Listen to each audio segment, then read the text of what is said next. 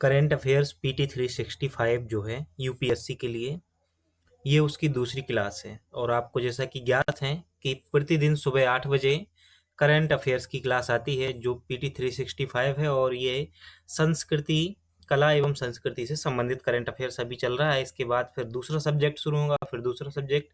हमने जिम्मेदारी ली है कि यूपीएससी का जो एग्जाम है उससे पहले पहले जो साल भर का कंप्लीट सिलेबस, आपको जो है सिलेबस, माफ कीजिएगा सिलेबस नहीं, सिर्फ करंट अफेयर्स करा दिया जाएगा यूपीएससी के लिए। इसके अलावा आपको पता है कि इस चैनल पर एमपीपीएससी के लिए कंप्लीट सिलेबस की क्लासेस चल रही हैं। तो एमपीपीएससी का तो कंप्लीट सिलेबस कराया जाएगा, लेकिन यूपीएससी के लिए सिर्फ अभी इस 2024 के प्रीलिम्स के लिए जो है करंट अफेयर्स कंप्लीट कराया जाएगा। यूपीएससी का रिजल्ट आया है आज, है ना। तो यूपीएससी का रिजल्ट कल आया था, आज नहीं, कल आया था। आपने इंटरव्यू तो देख ही लिए होंगे। इंटरव्यू देखने के बाद जैसे जैसे मैंने न्यूज़ चैनलों पर इंटरव्यू देखे, उसके बाद एक चीज़ तो समझ में आई है कि जीतता वही है जो रुकता नहीं है। कई बच्चों के इंटरव्यू में ये पता चला कि जिनसे 4-4 बार में प्रीलिम्स भी नहीं निकला था ना, उन्होंने 5वीं बार में सिलेक्शन लेके दिखाया है।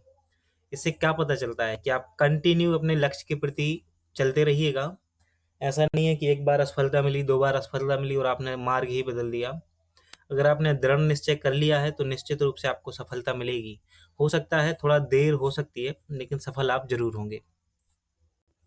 तो कहते हैं ना कि कोई भी लक्ष्य इंसान के संकल्प से बड़ा नहीं होता है, और हारता वही है जो डर जाता है, रुक जाता है।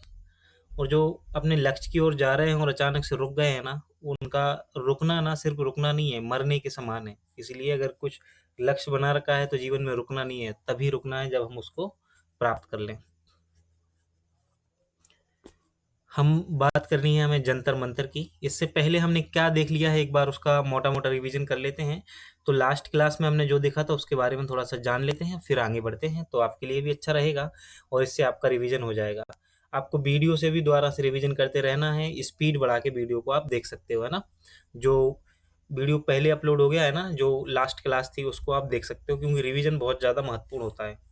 तो इसी की जो पहले वाली क्लास थी ना, ये दो सेकंड क्लास है। इससे पहले जो पहली क्लास आई थी उसमें हमने क्या क्या देखा था उसको देख लेते हैं एक बार, फिर आगे बढ़ेंगे। तो जो हमारी लास्ट क्लास थी वह शुरू हुई थी शांति निकेतन से। हमने देखा था शांति निकेतन जो है 41वां यूनेस्को विश्व धरोहर स्थल बन गया है। कौन सा? शांति निकेतन 41वां यूनेस्को विश्व धरोहर स्थल बन गया है।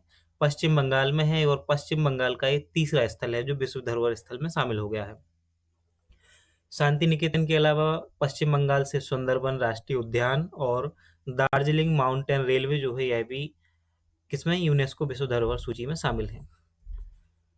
इसके बाद एक संस्था थी अंतर्राष्ट्रीय स्मारक और स्थल परिषद। इसके बारे में भी हमने जाना था कि इसकी स्थापना 1965 में हुई थी। इसका मुख्यालय पेरिस में है। विश्व विरासत सूची के बारे में जाना था कि विश्व विरासत कन्वेंशन के तहत उत्कृष्ट सार्वभौमिक मूल्यों वाले स्थल को 1972 से ये विश्व धरोहर सूची के रूप में शामिल किया जाता रहा है। 42 स्थल जो है भारत के इसमें शामिल हो गए हैं। 41वां स्थल शांति निकेतन है, और जो 42वां स्थल है वह है हमारा पवित्र होयसल मंदिर समूह जो है, इन्हें भी शामिल किया गया है। 42वें विश्व धरोहर स्थल बन गए हैं भारत के।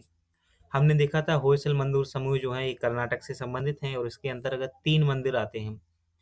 चेन्ना केशव मंदिर जो कि बेलूर में है, होयसलेश्वर मंदिर हेलीवुड में, और केशव मंदिर सोमनाथपुरा में है। ये तीनों ही कर्नाटक में स्थित हैं।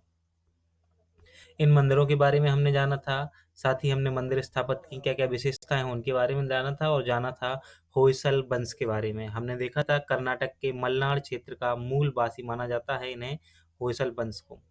उत्तर भारत के यादव वंश के साथ भी इन्हें जोड़कर देखा जाता है। इनके होयसल वंश के संस्थापक के या राजवंश संस्थापक के रूप में जाना जाता है राजा नरप को, है ना। और इन्हों का शासनकाल जो है 10वीं से 14वीं शताब्दी ईसा तक रहा है। राजधानी इन्होंने बेलूर बनाई, और बाद में द्वार समुद्र जो कि आधुनिक हेलीवुड है उसे बनाया था।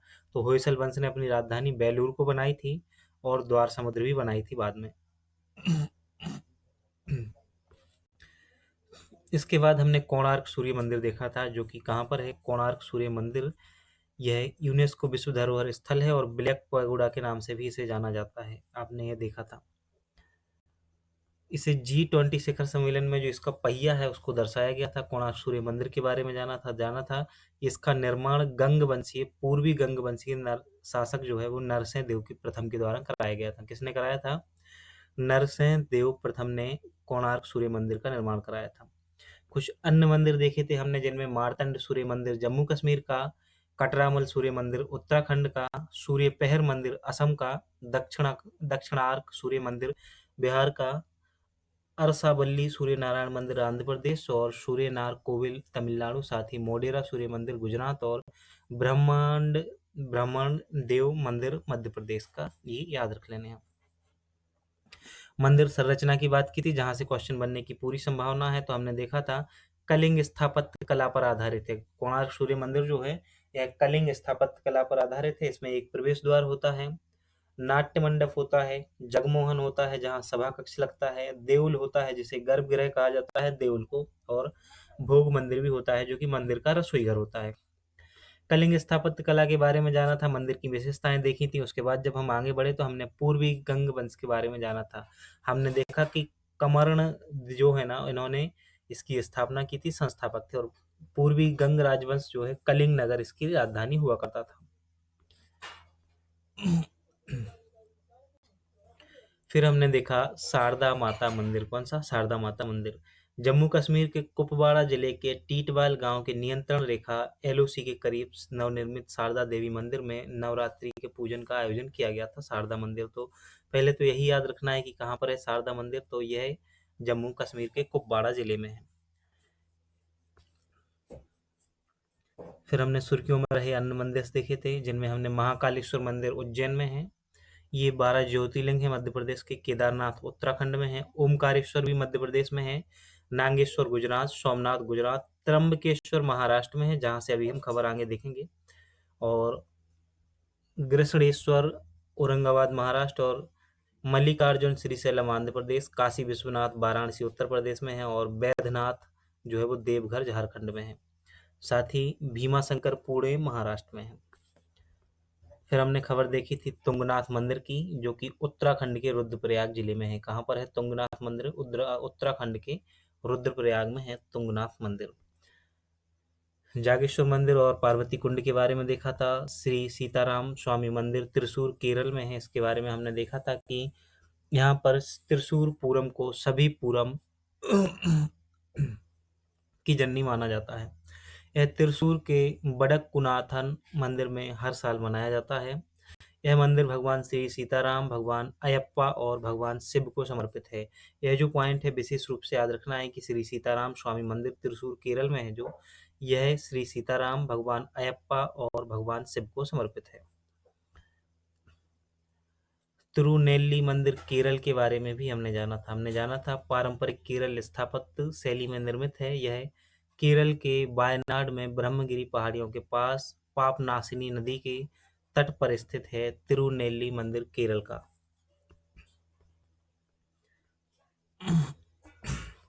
लास्ट क्लास में ही हमने मोहनजोदड़ो की नर्तकी की मूर्तियों के संबंध में कुछ चीजें देखी थी। तो ये चर्चा में क्यों रही थी? क्योंकि दिल्ली में जो इंटरनेशनल म्यूजियम एक्सपो 2023 का शुभारंभ हुआ था, उसकी थीम के रूप, माफ कीजिएगा, मोहनजोदड़ो की नर्तकी से प्रेरित जो मूर्ति है वो इसका शुभंकर बनाई गई थी। नहीं, थीम नहीं, शुभंकर है ना।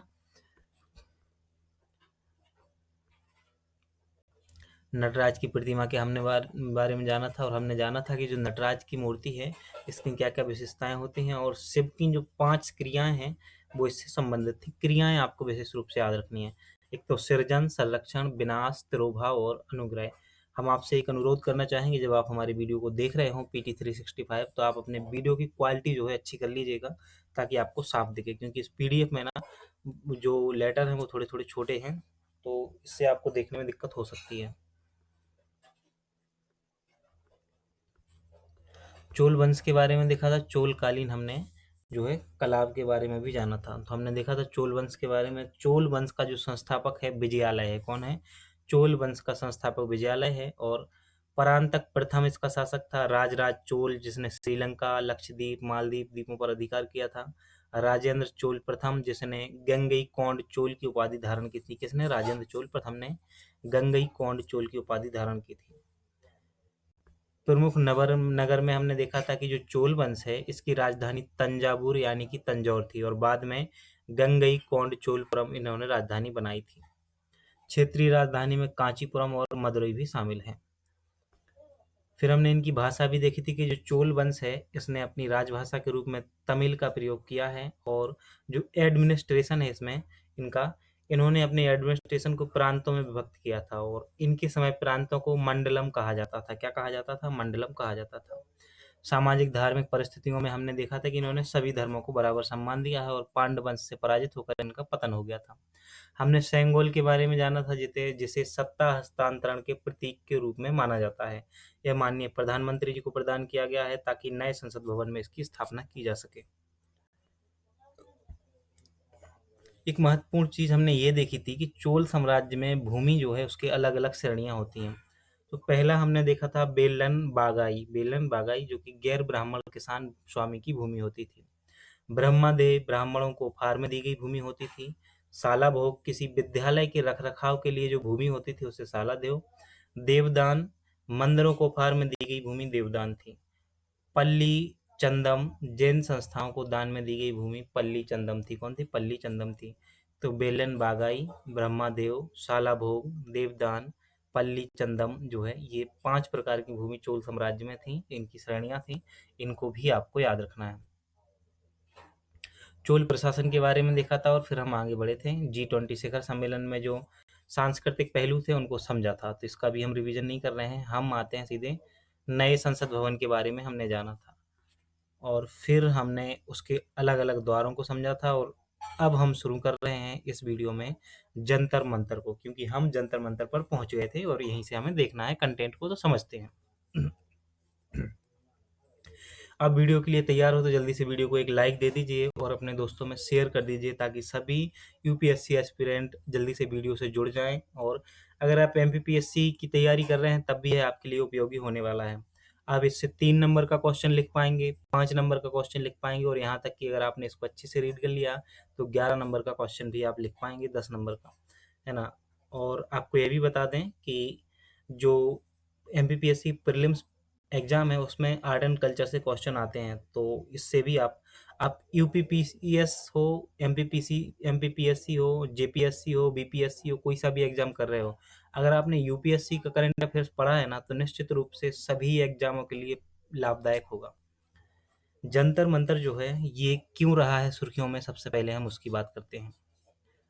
तो भारतीय पुरातत्व सर्वेक्षण ने दिल्ली स्थित जंतर मंतर वेधशाला के संरक्षण, परिरक्षण, पुनरुद्धार और उचित कार्य क्षमता के लिए एक नई विशेषज्ञ समिति का गठन किया है। जंतर मंतर के बारे में हम जान लेते हैं जहां से क्वेश्चन बनेगा। तो इसका जो निर्माण है महाराजा जयसेन द्वितीय ने माफ कीजिएगा, इसका जो जंतर मंतर का निर्माण है महाराजा जयसेन द्वितीय ने उत्तरी भारत में 5 खगोलीय वेधशालाओं का निर्माण कराया था। पर्यवेक्षण इसके निम्नलिखित में से इस्तेमाल किया जाता था: ग्रहों के बीच समय और अंतर का अध्ययन करने में, ग्रहों की गति, स्थिति और अलग अलग स्थानों का समय का पर्यवेक्षण करने में। अलग अलग स्थानों पर वेधशालाओं के निर्माण करने का कारण क्या था इसको देख लेते हैं। तो इन वेधशालाओं का एक दूसरे से अधिक दूरी पर निर्माण किया गया ताकि अलग अलग निर्देशों को रीडिंग की तुलना करके सटीकता से सुधार किया जा सके। इससे पहले थोड़ा सा हम महाराजा सवाई जयसिंह के बारे में देख लेते हैं। महाराजा सवाई जयसिंह द्वितीय जिन्होंने जंतर मंतर का निर्माण कराया था, वे आमेर राजपूत शासक थे। कौन थे? आमेर राजपूत राज्य के शासक थे। वह मुगलों के जागीरदार थे। उन्हें सम्राट औरंगजेब द्वारा सवाई एक और उसका चौथाई की उपाधि दी गई थी। उन्होंने जयपुर शहर का निर्माण कराया। तो सवाई जयसिंह ने ही जयपुर शहर का निर्माण कराया था। उनके समय के यूरोपीय यात्री जैसे फ्रांसीसी लुई रूसेल्ट और अंग्रेज बिशप हेबर आदि शहरी योजना निर्माण में जयसिंह की अद्वितीय उत्कृष्टता से बहुत प्रभावित थे। अब हम वापस आते हैं जंतर मंतर पे। जंतर मंतर की जो निर्माण की टाइमलाइन है, 1724 ईस्वी में दिल्ली में पहली वेधशाला का निर्माण हुआ। कब? 1724 ईस्वी में। इसके बाद 1738 में जयपुर की अंतिम वेधशाला का निर्माण किया गया था। वर्तमान परिस्थितियां देखें तो पूरे उत्तर भारत में 5 वेधशालाओं का निर्माण किया गया है। आपको इनके पांचों के पांचों नाम याद रखने हैं। आपको याद रखना है कि दिल्ली में, जयपुर में उत्तर प्रदेश के मथुरा और वाराणसी में, साथ ही मध्य प्रदेश के उज्जैन में इस प्रकार से वेधशालाएं बनाई गई थी। ये 5 उत्तर भारत में वेधशालाएं हैं और किसने बनाई थी? सवाई राजा जयसिंह ने। इनमें से मथुरा वेधशाला का अस्तित्व समाप्त हो गया है। जयपुर वेधशाला में सबसे अधिक और अलग-अलग प्रकार के उपकरण बनाए गए हैं।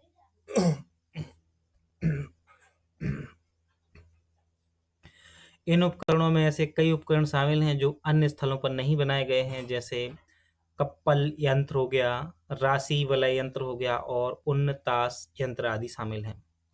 दिल्ली के जंतर मंतर में मौजूद प्रमुख यंत्र में सम्राट यंत्र, मिस्र यंत्र, जयप्रकाश यंत्र और राम यंत्र।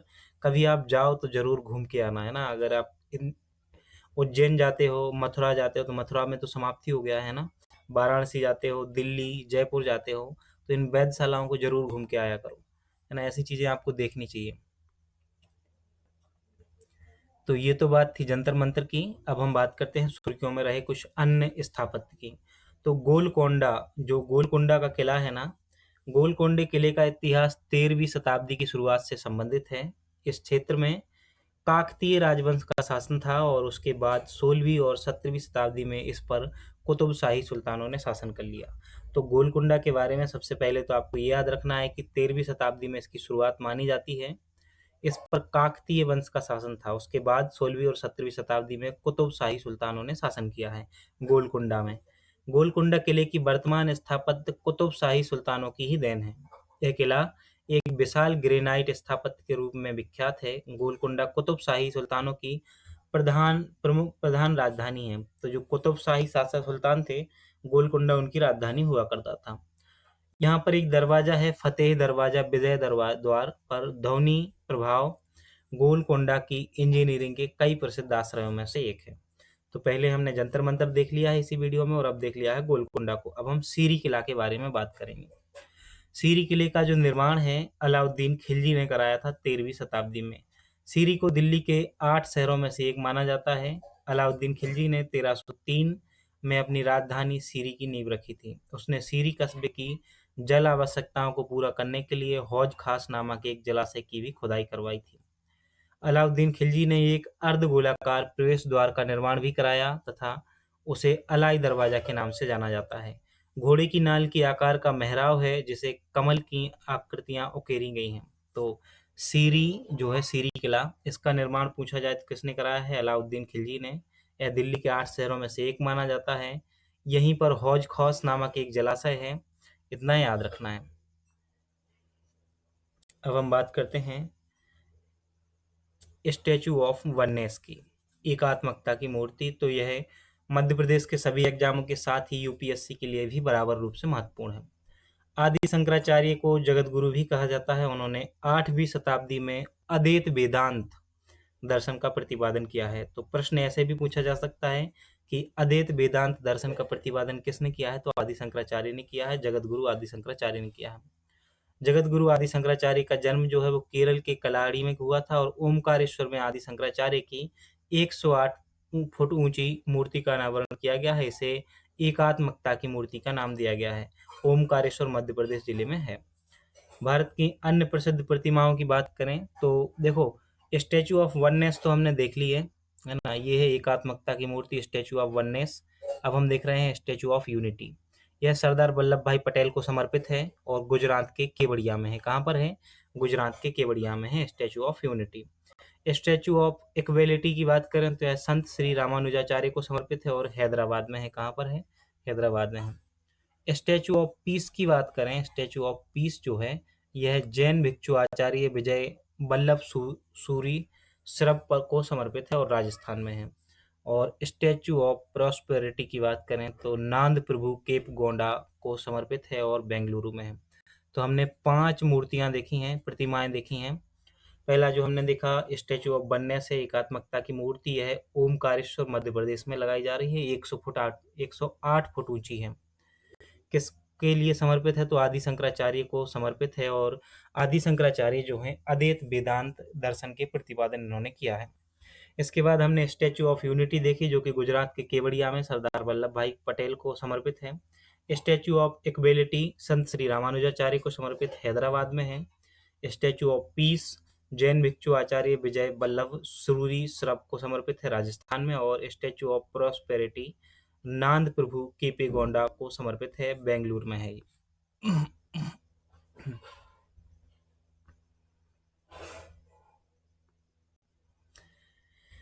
आर्ट एंड कल्चर के इस करंट अफेयर्स में हम तीसरे टॉपिक पर पहुंच चुके हैं, जिसमें हम चित्रकला एवं अन्य कला शैलियों को समझेंगे। तो इतिहास के स्रोत के रूप में अभिलेख है ना, तो क्या खबर है पहले उसको देख लेते हैं। क्या हुआ है, हाल ही में पुणे स्थित भंडारकर ओरिएंटल रिसर्च इंस्टीट्यूट जो है, कौन सा इंस्टीट्यूट, पुणे स्थित भंडारकर ओरिएंटल रिसर्च इंस्टीट्यूट ने के शोधकर्ताओं ने प्राचीन ताम्रपत्र पांडुलिपियों को पढ़ने में सफलता प्राप्त कर ली है। प्राचीन पांडुलिपियां प्राचीन संस्कृत कवियत्री शिला भट्टारिका के संबंध में जानकारी प्रदान करती हैं। इन ताम्रपत्रों के बारे में जाने तो इनमें 5 ताम्रपत्र शामिल हैं। इनकी तिथि बादामी के चालुक्य शासक विजयादित्य के शासनकाल की मानी जाती है। इन ताम्रपत्रों को बराह जंगली सुअर मोहर वाले एक तांबे के बलय द्वारा संकलित किया गया है। बराह मोहर बादामी चालुक्यों का व्यापार चिन्ह था उस समय, तो यह भी पूछा जा सकता है कि बादामी चालुक्यों का व्यापार चिन्ह क्या था, बराह मोहर था। शिला भट्टारिका के बारे में जाने तो वह एक चालुक्य राजकुमारी थी और संभवतः पुलकेशन द्वितीय की पुत्री थी। शिला भट्टारिका की रचनाओं में पांचाली शैली का अनुसरण करती हैं इनकी रचनाएं। यह शैली शब्द और उनके अर्थ के बीच संतुलन पर आधारित है। संस्कृत कवि टिप्पणीकार राजशेखर ने भी शिला भट्टारिका की महान और सुंदर रचनाओं की प्रशंसा की है।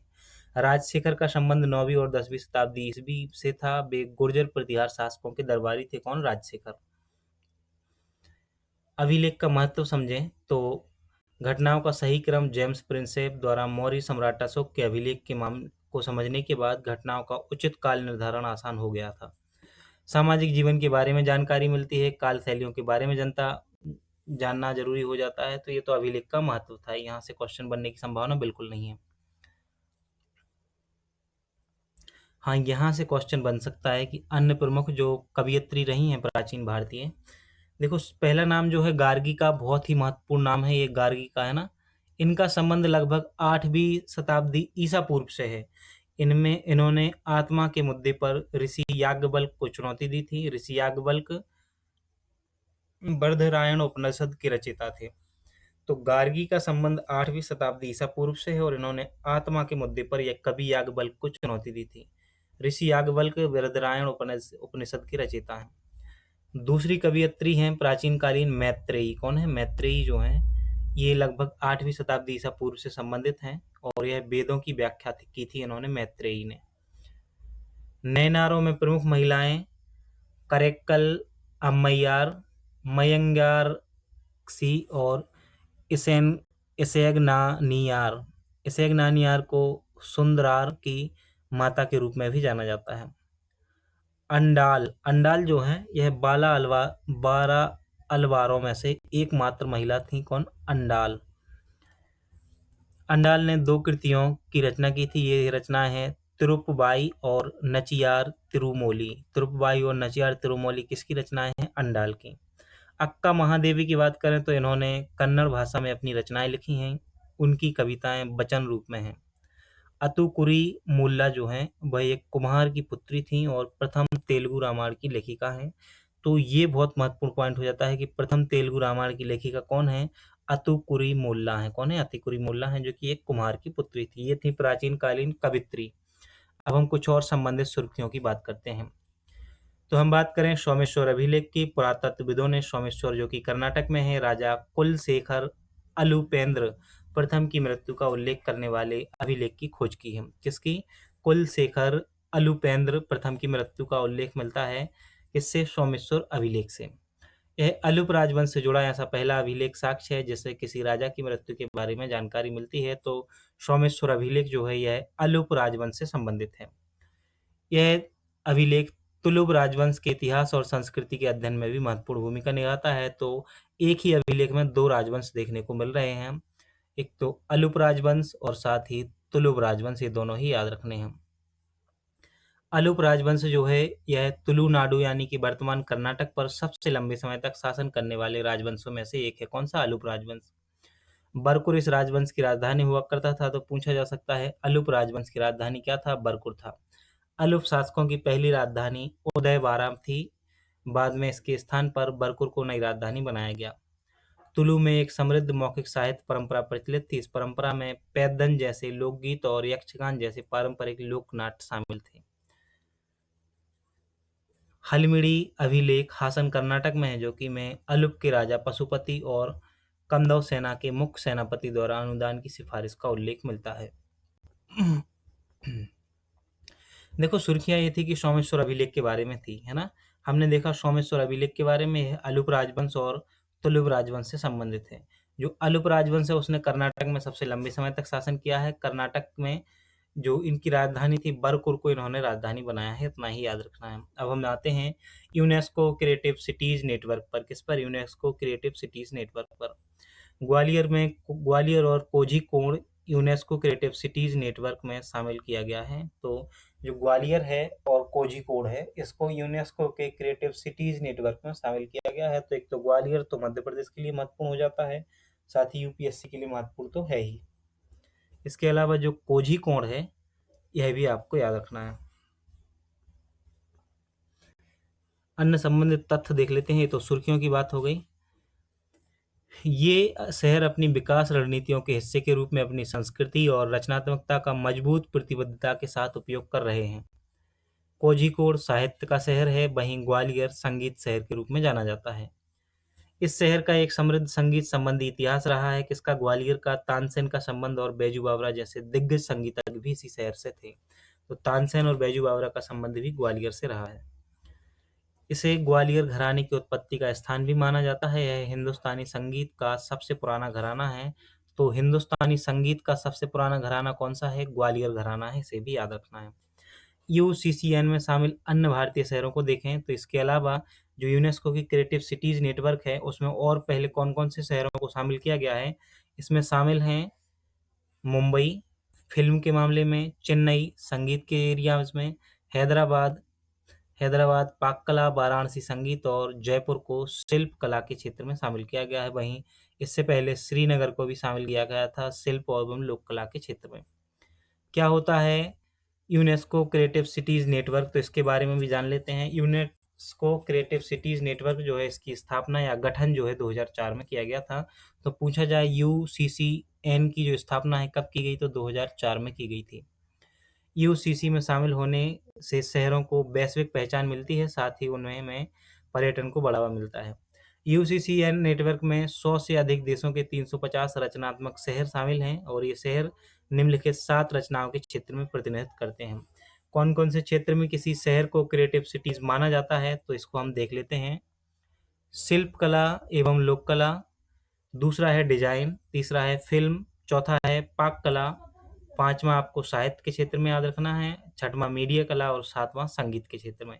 इन 7 क्षेत्रों में किसी शहर को क्रिएटिव सिटीज नेटवर्क में शामिल किया जाता है। संयुक्त राष्ट्र शैक्षणिक वैज्ञानिक और सांस्कृतिक संगठन के बारे में जान लेते हैं। किसके बारे में? यूनेस्को के बारे में। यह बहुत महत्वपूर्ण संगठन है। तो संयुक्त राष्ट्र शैक्षणिक वैज्ञानिक और सांस्कृतिक संगठन यूनेस्को की जो स्थापना है 1945 में की गई थी। कब की गई थी? यूनेस्को की स्थापना 1945 में की गई और इसका जो मुख्यालय है पेरिस में है, इसे भी याद रखना है। तो पूछा जाए कि यूनेस्को की स्थापना 1945 में और इस मुख्यालय कहाँ पर है? पेरिस में है, फ्रांस के पेरिस में है।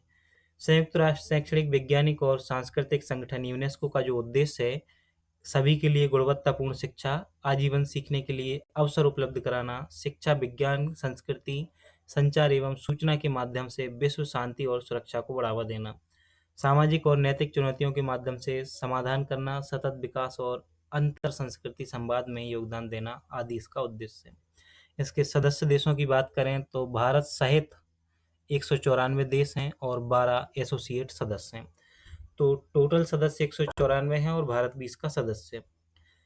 संयुक्त राष्ट्र शैक्षणिक वैज्ञानिक और सांस्कृतिक संगठन यूनेस्को जो है इसके द्वारा कुछ पहले चलाई जाती हैं, जैसे यूनिवर्सल कॉपीराइट कन्वेंशन 1952 का है, मैन एंड बायोस्फीयर प्रोग्राम 1971 का है, विश्व विरासत कन्वेंशन 1972 का है और अमूर्त सांस्कृतिक विरासत की सुरक्षा के लिए अभी समय 2003 का है। इसके अलावा कुछ अन्य भी आदि लगा हुआ है। अब हमें बात करनी है जहाज निर्माण की प्राचीन सिलाई विधि टंकाई पद्धति की। जो जहाज निर्माण की प्राचीन सिलाई विधि टंकाई पद्धति है उसके बारे में हमें जानना है।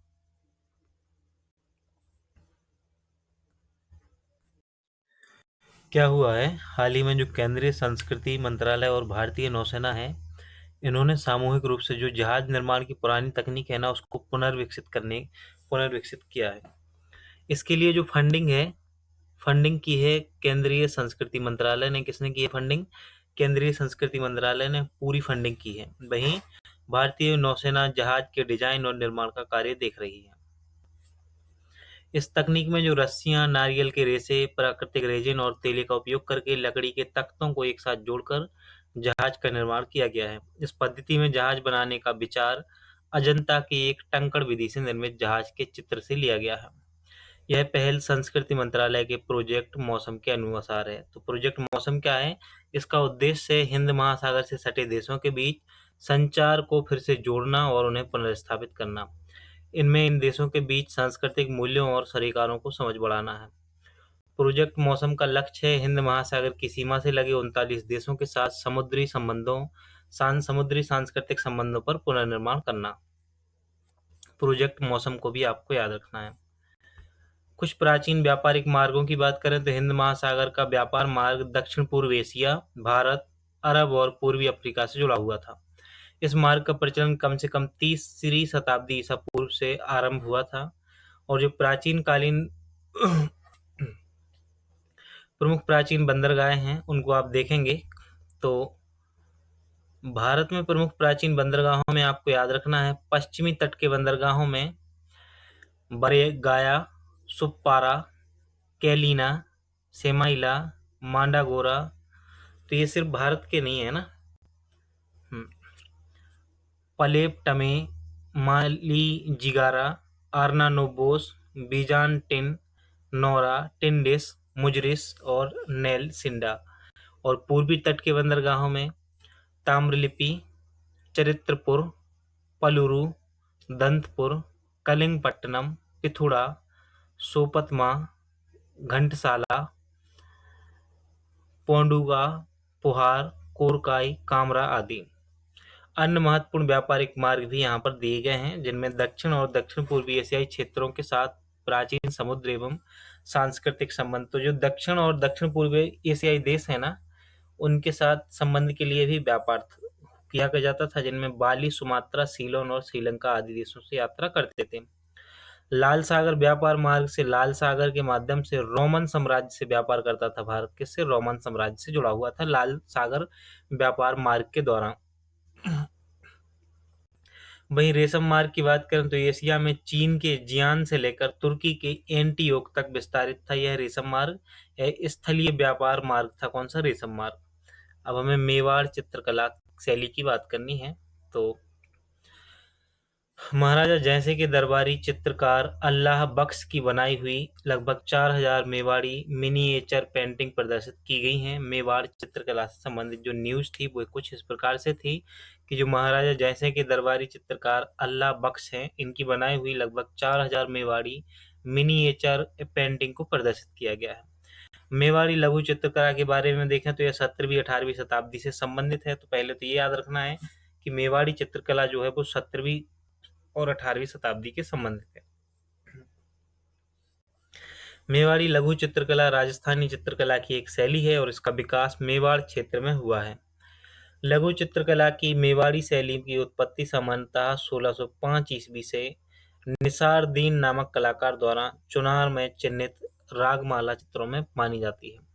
18वीं शताब्दी में मेवाड़ चित्रकला में विषयगत बदलाव आया। इस शताब्दी में चित्रकला का स्वरूप लौकिक एवं दरबारी होने लगा और विषयों की प्रधानता बढ़ गई। अब न केवल छवि चित्रण में चित्रकला का अतिश्रय उदय हुआ बल्कि बड़े आकार एवं आकर्षक दरबारी दृश्यों, शिकार के अभियान, उत्सव, अंतपुर के दृश्य, खेल जैसे विशेष विषय के रूप में लोकप्रिय हुए।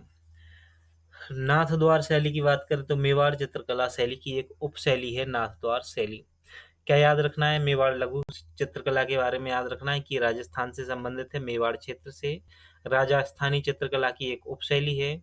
निसार दीन नामक कलाकार द्वारा चुनार में चित्रकला राम माला चित्रों से मानी जाती है। इसकी शुरुआत 16वीं 17वीं 18वीं शताब्दी से संबंधित है। क्या है मेवाड़ लघु चित्रकला की विशेषताएं? तो इसमें साधारण चमकीले रंग होते हैं, भावनाओं को प्रमुख रूप से प्रदर्शित किया जाता है और लघु आकार के चित्र होते हैं इसमें। मेवाड़ शैली के प्रमुख कलाकारों में साहिबदीन जो कि रागमाला, मनोहर, इन्होंने रामायण का बालखंड, साथ ही जगन्नाथ बिहारी सस्सई का वर्णन किया है। राजस्थानी एवं लघु चित्रकला के अन्य कुछ प्रकारों में देखें तो आपको याद रखना है मालवा चित्रकला शैली, जयपुर चित्रकला शैली, जोधपुर, किशनगढ़, कोटा और बूंदी के साथ साथ आपको बीकानेर चित्रकला शैली भी याद रखनी है। अब हम राजस्थानी चित्रकला शैली के बारे में जान लेते हैं। यह चमकदार रंगों का उपयोग मानव आकृतियों की एक अमूर्त और पारंपरिक अवधारणा और परिदृश्य के अलंकारित निरूपण में मुगल चित्रकला से भिन्न थी। राजस्थानी चित्रकला के विकास में दो मुख्य कारकों का योगदान रहा है। एक तो समृद्ध राजपूत शासकों द्वारा संरक्षण मिला है, वहीं वैष्णववाद का पुनः प्रवर्तन एवं भक्ति पंथ का विकास इससे संबंधित है। संबंधित सुर्खियां देखें तो एक है बसोली चित्रकला। ये बसोली चित्रकला का इमेज आप देख पा रहे हो साथ में। अब हम इस पीडीएफ को जूम कर लेते हैं। बसोली चित्रकला जो है ये कठुआ जिले जम्मू की स्थानीय लघु चित्रकला है। कौन सी? बसोली। भौगोलिक सांकेतक प्राप्त हुआ है इसे बसोली चित्रकला को। यह जम्मू क्षेत्र का पहला स्वतंत्र जीआई टैग वाला उत्पाद है बसोली चित्रकला। इसे पहाड़ी चित्रकला की प्रथम शैली माना जाता है। इस शैली में चित्रों को कागज, कपड़े या लकड़ी पर चित्रित किया जाता है। इसमें प्राकृतिक रंजकों और रंगों का उपयोग किया जाता है। सुर्खियों में रही अन्य चित्रकारी की बात करें तो बाग प्रिंट छपाई जो कि बहुत ही महत्वपूर्ण है और मध्य प्रदेश के लिए एग्जाम से में भी ये महत्वपूर्ण हो जाती है।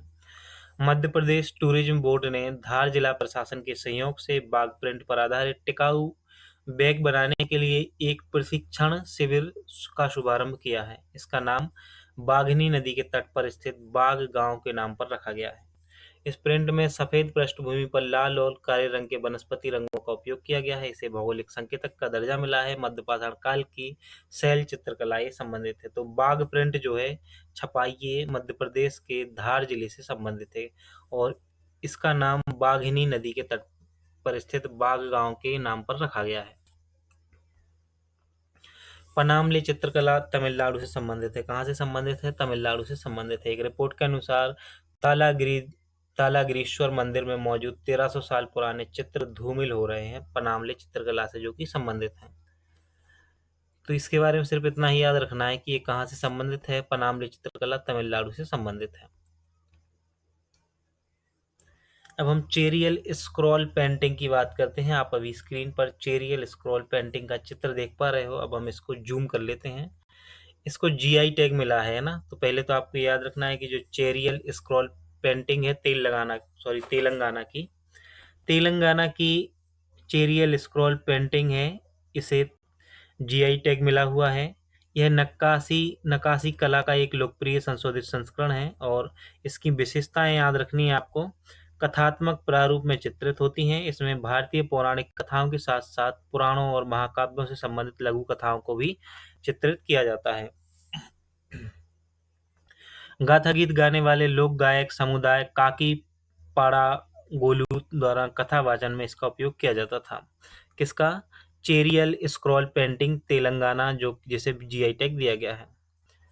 इसमें ज्यादातर प्राथमिक रंगों में चित्रित किया जाता है। इसकी पृष्ठभूमि लाल रंग की प्रधानता होती है। अब हम पिछवाई चित्रकला की बात करेंगे। पिछवाई चित्रकला जो है यह चेन्नई में एक कला प्रदर्शनी का आयोजन किया गया। इसमें पिछवाई चित्रकला का प्रदर्शन किया गया है। ये इमेज आप पिछवाई चित्रकला का देख पा रहे हो। सीधे हम पिछवाई चित्रकला के बारे में जानते हैं। यह 400 वर्ष पहले नाथद्वार नामक नगर में इसका प्रारंभ हुआ था और यह नगर राजस्थान के उदयपुर में है। पिछवाई शब्द की उत्पत्ति पिछ अर्थात पीछे और बाई अर्थात कपड़ा लटकाना से हुई है।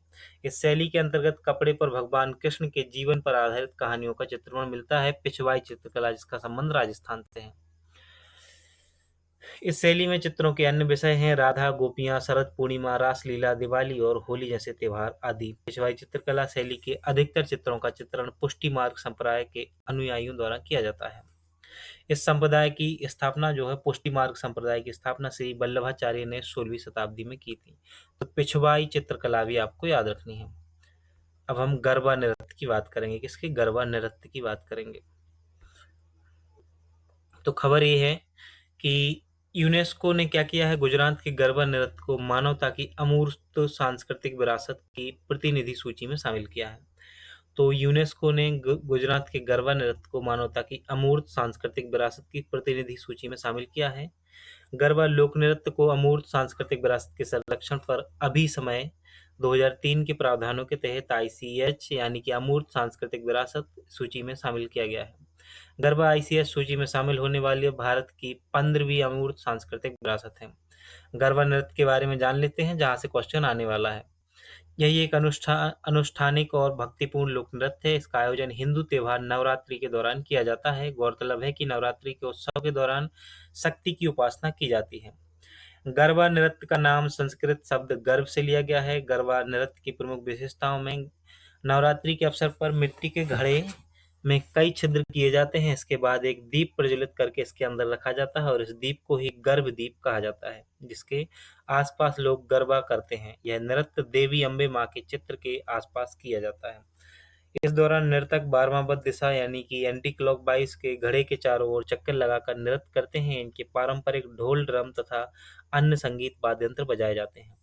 यूनेस्को के अमूर्त सांस्कृतिक विरासत के संरक्षण पर अभी समय 2003 के बारे में देखें तो यह अभी समय 2003 का है, जो कि पेरिस में आयोजित बैठक में अपनाया गया था। ICH के संरक्षण के लिए यूनेस्को के अधीन अंतर सरकारी समिति का गठन किया गया है। इस समिति के देशों द्वारा ICH समिति में अपनी किसी अमूर्त विरासत को शामिल करने के लिए सौंपे गए प्रस्ताव अनुरोध की जांच करती है। IGC में 24 सदस्य हैं। इन सदस्य का चुनाव कन्वेंशन की महासभा द्वारा किया जाता है और भारत को वर्ष 2022 में IGC में 4 वर्षों के कार्यकाल के लिए चुना गया है। अमूर्त सांस्कृतिक विरासत के बारे में देखें तो ICH अभिसमय के अनुच्छेद 2 में अमूर्त सांस्कृतिक विरासत को परिभाषित किया गया है। इसमें निम्नलिखित को प्रदर्शित या व्यक्त किया जाता है: मौखिक परंपराएं और अभिव्यक्तियां, निष्पादन कला, सामाजिक प्रथाएं, अनुष्ठान, उत्सव और आयोजन, प्राकृतिक और ब्रह्मांड से संबंधित ज्ञान एवं परंपराएं और पारंपरिक शिल्प कौशल इसमें शामिल किया जाता है। भारत की अमूर्त सांस्कृतिक विरासत की सूची देखें तो कुटियाट्टम संस्कृत रंगमंच है, वैदिक मंत्रोच्चारण की परंपरा, रामलीला, रामायण का पारंपरिक जो प्रदर्शन है यह भी इसमें शामिल है अमूर्त सांस्कृतिक विरासत की सूची में।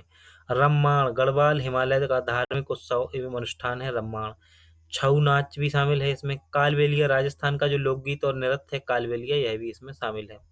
इसके अलावा मुडियेट्टू जो कि केरल का अनुष्ठानिक रंगमंच और नृत्य नाट्य है, यह भी शामिल है।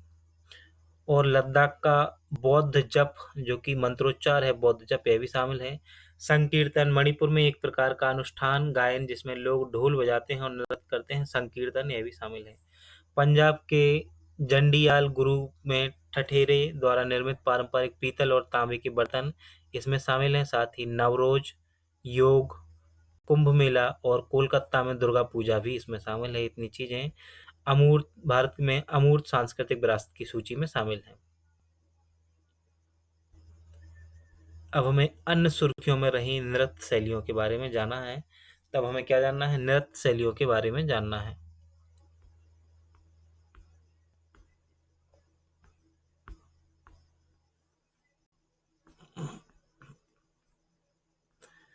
तो अन्य सुर्खियों में रही जो नृत्य शैलियां हैं उनमें जो हमारा पहला है चाम लामा नृत्य। इसका आप एक बार इमेज देख लीजिए, उसके बाद हम आते हैं कंटेंट पर। तो चाम लामा नृत्य जो है ये तिब्बती बौद्धों ने गुरु पद्मसंभव का जन्म दिवस मनाने के लिए लामा नृत्य का प्रदर्शन किया है। यह तिब्बती बौद्ध धर्म का अनोखा मुखौटा नृत्य है। इस नृत्य को अपने आप में ध्यान का एक रूप माना जाता है। ज्यादातर बौद्ध मठों में लोसर जैसे त्योहारों के दौरान इसका आयोजन किया जाता है चाम लामा नृत्य का। तो आपको ये याद रखना है कि चाम लामा नृत्य का संबंध बौद्ध धर्म से है, जिसमें मुखौटा नृत्य है। ये ऐसा माना जाता है कि नाइंगम मापा के संस्थापक पद्म संभव जो कि गुरु थे कि ने चाम नृत्य परंपरा की शुरुआत की थी। कोककली नृत्य, अगला है कोककली नृत्य। हाल ही में सेंट थॉमस के भारत आगमन की स्मृति में केरल के त्रिशूर में कोक कोलकली नृत्य का प्रदर्शन किया गया है।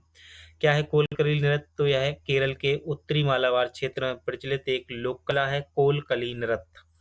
तमिलनाडु में इस कला को कोलाट्टम और आंध्र प्रदेश में कोलामू के रूप में जाना जाता है।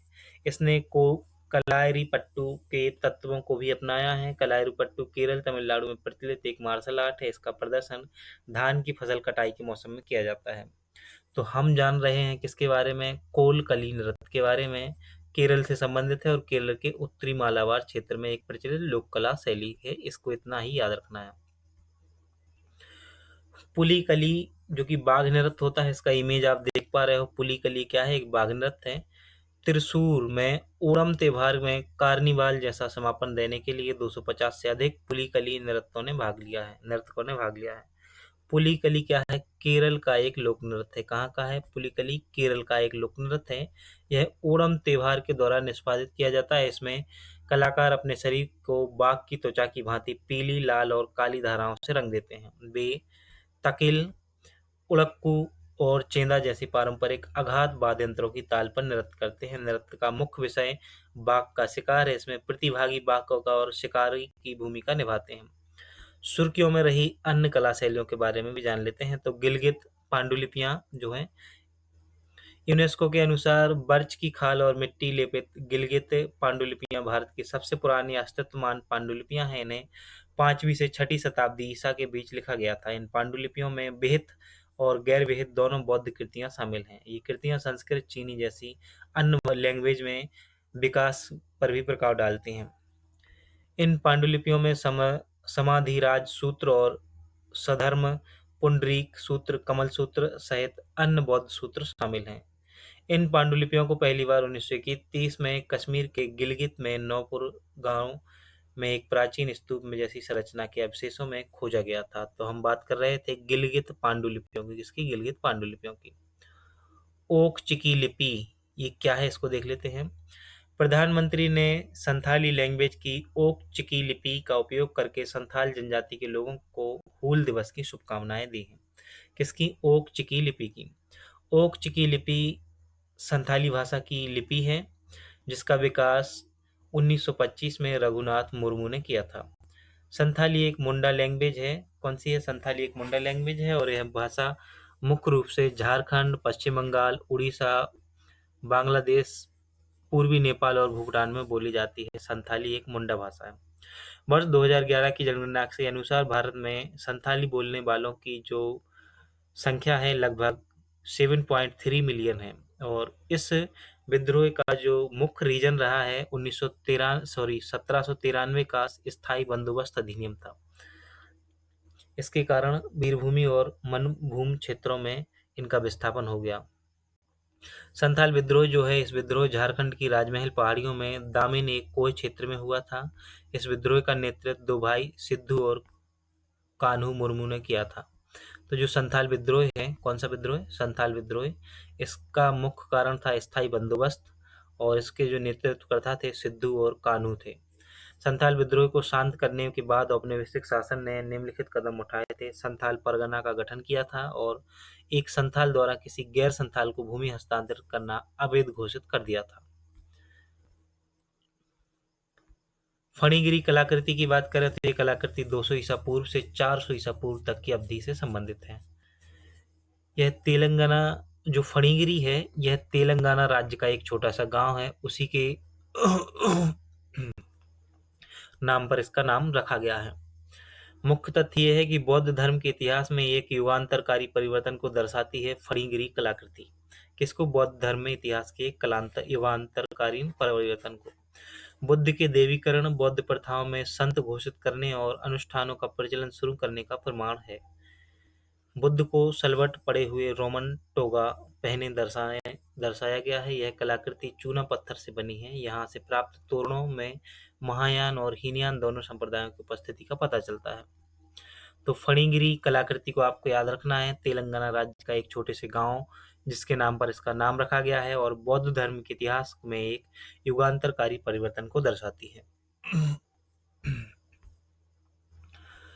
वज्रमुष्टि कलागा। वज्रमुष्टि कलागा एक कुश्ती का एक अनूठा रूप है। तो पहले तो आपको याद रखना है कि वज्रमुष्टि कलागा जो है यह कुश्ती का एक रूप है और पारंपरिक कुश्ती से ये अलग है।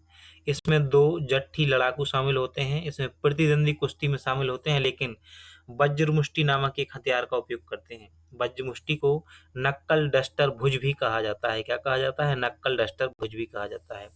इस खेल में जो भी पहलवान पहले अपने प्रतिद्वंदी के सिर से खून निकालता है उसे विजेता घोषित किया जाता है। और इसका आयोजन नवरात्रि के 9वें दिन मैसूर पैलेस, मैसूर कर्नाटक में किया जाता है। बहुत खतरनाक खेल है यार, जब खून निकालने वाली बात होती है तो। इसका पहली बार उल्लेख चालुक्य वंश के राजा सोमेश्वर तृतीय की कृति मनसोलाल में किया गया था। पुर्तगाली यात्री फर्नानो नूनिज ने भी कुश्ती में इस रूप का उल्लेख किया। इसके अनुसार यह खेल विजयनगर साम्राज्य में प्रचलित था। तो वज्र मुष्टि कलागा जो है, आपको याद रखना है कि ये कुश्ती का रूप है ना। और इसमें यह तब तक खेला जाता है जब तक किसी 2 में से किसी एक पहलवान के सिर से खून ना निकलने लगे। यह नवरात्रि के 9वें दिन मैसूर पैलेस कर्नाटक में खेला जाता है और यह चालुक्य वंश के राजा सोमेश्वर तृतीय की कृति मनसोलाल में इसका उल्लेख मिलता है। इतनी चीजें याद रखनी है। PT 365 एक वर्ष का करंट अफेयर्स है ना, ये हम देख रहे हैं और सुर्खियों में रहे महत्वपूर्ण स्थानों को देखना है तो ये हम देखेंगे नेक्स्ट वीडियो में। यहाँ से शुरू करेंगे। देखो अभी तक अगर आप क्लास ध्यान से देख रहे हो और क्लास आपको पसंद आ रही है, साथ ही ये कंटेंट यूजफुल तो होना ही होना है। अगर आप यूपीएससी की तैयारी कर रहे हैं या फिर किसी भी स्टेट की तैयारी कर रहे हैं जिसमें करंट अफेयर्स आता है, साथ ही इसमें तो करंट अफेयर्स के साथ साथ स्टेटिक जीके भी शामिल होता है। तो आप चाहे यूपीएससी की तैयारी कर रहे हो या देश का कोई सा भी एग्जाम दो, इससे क्वेश्चन जरूर आपको देखने को मिलेगा ही मिलेगा, है ना। तो अगर आप ध्यान से और 1 से 1.5 वर्ष का करंट अफेयर्स अच्छे से तैयार करके जाते हो तो निश्चित रूप से आपको सफलता प्राप्त होनी ही होनी है। यूपीएससी का एग्जाम बहुत ही नज़दीक है और फटाफट रिवीजन करते रहिएगा, है ना। अच्छे से वीडियो को देखते रहिएगा। हम आपसे प्रॉमिस कर चुके हैं कि 16 जून से पहले पहले हम आपका 1 साल का पूरा करंट अफेयर्स PT 360 जो भी आती है ना, हम उनको कंप्लीट करा देंगे सभी विषय की। तो इसके लिए आपको निश्चिंत रहना है। मिलते हैं फिर नेक्स्ट वीडियो में। इसको अपने दोस्तों में शेयर कीजिए और यूपीएससी एस्पिरेंटों को भी जोड़िएगा। अभी यूपीएससी का रिजल्ट आया है तो आप उत्साहित होंगे और अच्छे अच्छे इंटरव्यू भी देख लीजिएगा ताकि आपका मोटिवेशन जो है वो हाई लेवल पर पहुंच जाए और 14 घंटे पढ़ना शुरू कर दीजिएगा। हर एक कॉन्सेप्ट को बहुत ही अच्छे से समझना है। मिलते हैं नेक्स्ट वीडियो में। तब तक अपना और अपनों का ध्यान रखिएगा और एक बार कमेंट कर दीजिएगा कि आप किस जगह से इस वीडियो को देख रहे हो, आप किस डिस्ट्रिक्ट से देख रहे हो, ये जरूर कमेंट करिएगा।